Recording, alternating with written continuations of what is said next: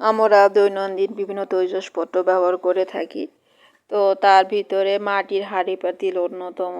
তো এখানে দেখতে পাচ্ছেন যে মাটির বিভিন্ন তৈজসপত্র বিক্রয় হচ্ছে।